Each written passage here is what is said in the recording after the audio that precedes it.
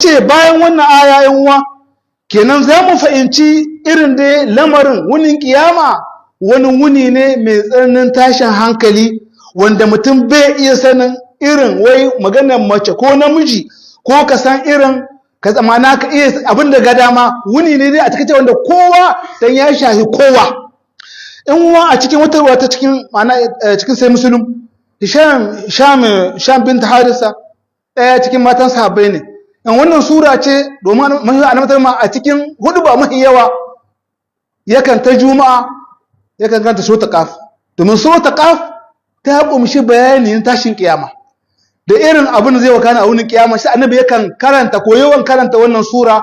akan minbari a wurin juma'a tace yanda annabi ke karanta wannan sura tace wallahi anan ma na har da ce Qaf akan minbari yanda yake yawan karanta ta yan uwa na kawo wasu ayoyi cikin wannan sura tana da tsawon gaske amma a takaice abin so kawo dan cewa kiyama yan uwa aka ce mawaqif ne wuri ne na ana magana kaza na ana magana kaza na kama labarin kaza abu ne mai hadin gaske a wannan ayoyi bayan fadar Allah subhanahu wataala cewa bayan an yi busa Allah ya ce zalika yawmul wa'id wannan rana ita ce rana wanda ya alƙawalin hada ko gama bayin shi a cikinta a wannan rana Allah ya ce kowace rai kamar yadda ya rage ya tsara ya ɗaura ma kanshi zai hada kowa zai taso kowace rai za a gama ta da mala'ika biyu ɗaya na raka ta ko korata ɗaya na mata shaida an ce kowa zai halka zai tashi hilin kiyama a yanda ya mutu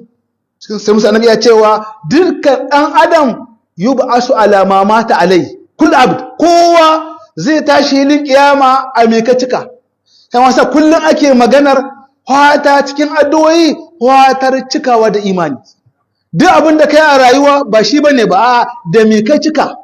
da shi Allah ke tada ka kuma zaka halka hilin kiyama inda wani hali ka mutu wallahi zaka halka akan wannan matsayi kuma da mala'ika na ma shaida duk da kake inna alkhairi ne inna sharri ne haka za a ma shaida har zuwa mahshar ta rage ga mutum a ina ki Allah tabbatar da mu akan gaskiya ya tada mu akan bayan Allah na kware